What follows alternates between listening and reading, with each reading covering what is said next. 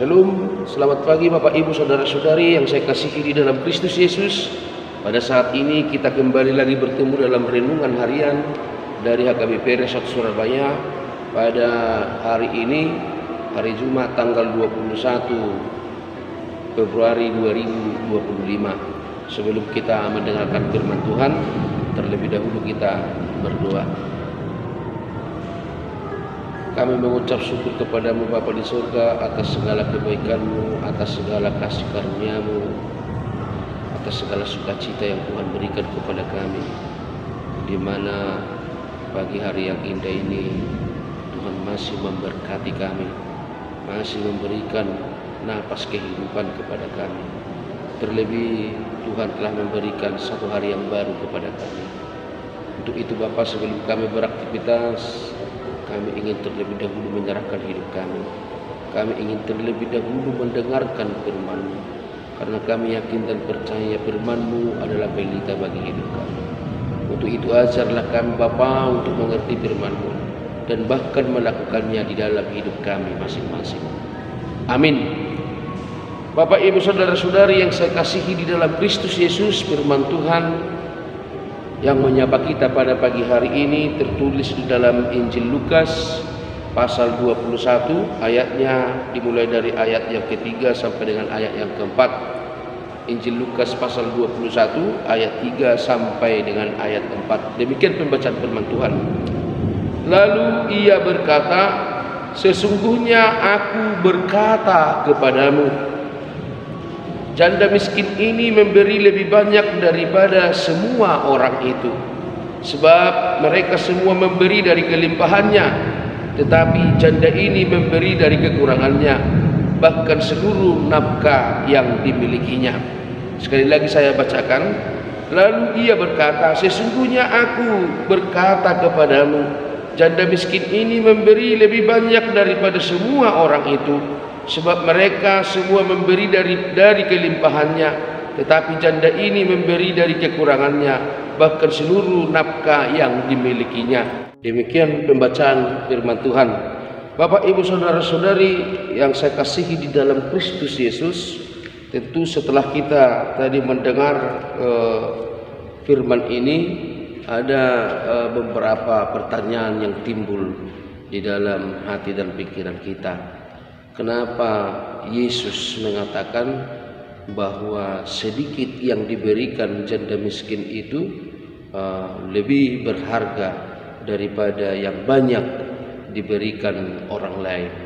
Apa yang Yesus lihat dari situ? Makanya Yesus mengatakan demikian. Tentu Bapak Ibu Saudara-saudari, nas ini menjawab, yang pertama mungkin yang dilihat oleh Tuhan Yesus adalah motivasi memberi. Motivasi memberi.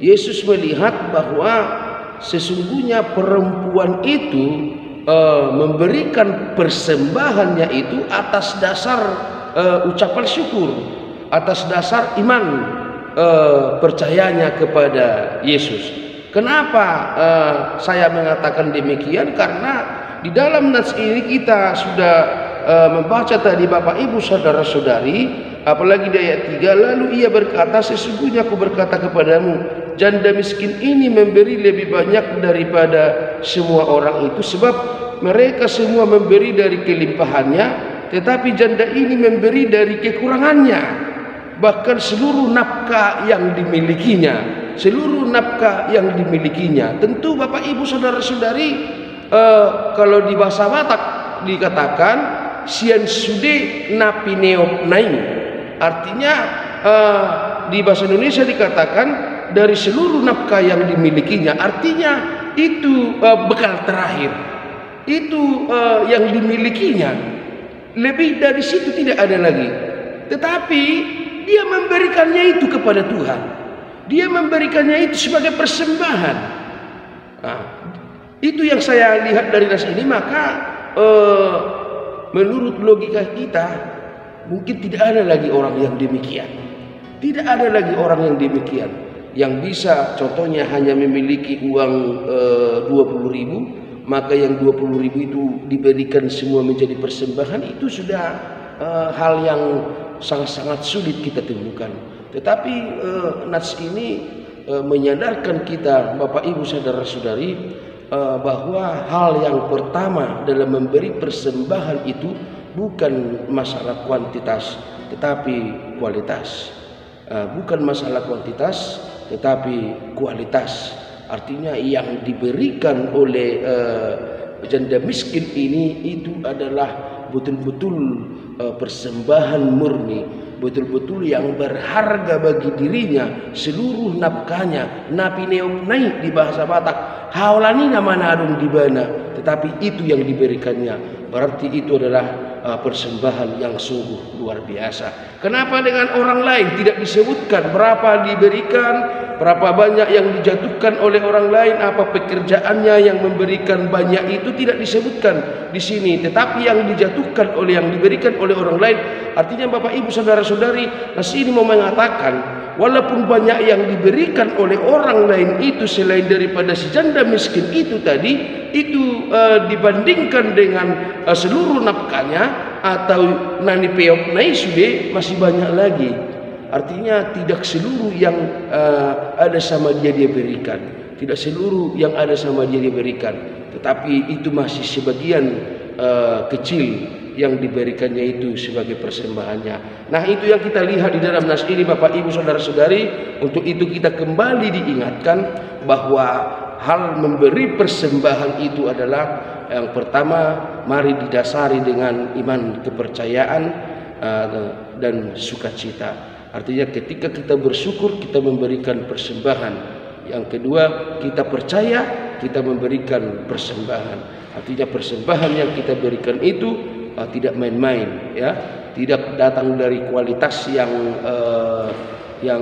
buruk atau yang tidak baik, tetapi itu datang dari kualitas yang sangat baik, iman, kualitas iman yang sangat baik, dasar pemberian yang sangat baik. Dan yang kedua, jangan kita berpikir, Bapak Ibu saudara-saudari, bahwa berbicara tentang persembahan ini kita seringkali salah menafsir. Kita seringkali salah beranggapan. Contohnya kita sering beranggapan bahwa persembahan itu sepertinya sebuah paksaan. Tidak di gereja ini orang ada persembahan terus, tidak. Bapak Ibu saudara-saudari, kita disadarkan untuk mengucap syukur kepada Tuhan. Kita disadarkan untuk mengucap syukur kepada Tuhan. Ucapan syukur itu yang kita tunjukkan. Ucapan syukur itu yang kita tunjukkan. Orang yang percaya itu akan memberi persembahannya dari hati yang bersyukur, bukan dengan paksaan. Sia-sia saja kita memberi banyak, tetapi tidak berasal dari hati yang tulus, hati yang ikhlas. Yang ketiga, Bapak Ibu saudara-saudari, pernah saya mendengarkan membaca satu cerita. Cerita ini menceritakan seorang guru yang menyuruh seluruh muridnya untuk menggambarkan rumah. Pekerjaan kita sekarang, mari semua menggambar rumah sesuai dengan versinya, sesuai dengan seleranya masing-masing, perintah si guru. Lalu semua murid bergegas untuk menggambar. Gurunya berkeliling melihat semua muridnya menggambar. Ada yang menggambar rumah besar, ada yang menggambar rumah kecil, ada yang menggambar rumah sedang, ada yang menggambar rumah lengkap dengan pagarnya. Semua menggambar rumah seperti yang diperintahkan gurunya. Tetapi ketika guru hendak mau duduk di kursinya di depan, dia melihat ada satu orang siswa yang sama sekali tidak menggambar rumah itu. Dia hanya bengong memegangi pensilnya. Lalu si guru menyapa, "Loh, kamu kenapa tidak menggambar? Kawan-kawanmu semua menggambar." Lalu si murid menjawab, "Ibu, saya hanya punya satu pensil untuk menulis, bukan untuk menggambar. Saya tahu menggambar rumah itu harus butuh pensil berwarna, sementara saya tidak punya pensil berwarna."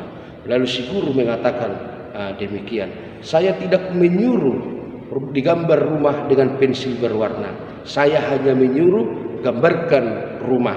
Itu yang saya suruh. Jadi ketika kau mengatakan tidak pensil berwarna, bukankah itu tadi tidak ada saya minta? Yang saya minta, gambarkan di buku gambarmu itu rumah sesuai dengan pengertianmu, sesuai dengan kemampuanmu. Lalu si murid tersadar dan mengerjakan pekerjaannya, yaitu menggambar rumah.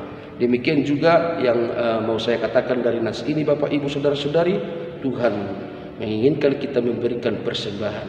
Marilah berikan persembahan yang terbaik, yang berasal dari hati percaya, dan yang berasal dari rasa ucapan syukur kepada Tuhan. Sebab sekali lagi saya katakan, persembahan itu tidak memandang kuantitas tetapi kualitas. Persembahkanlah hidupmu kepada Tuhan, sebab itu yang paling mulia, yang paling berharga di hadapan Tuhan.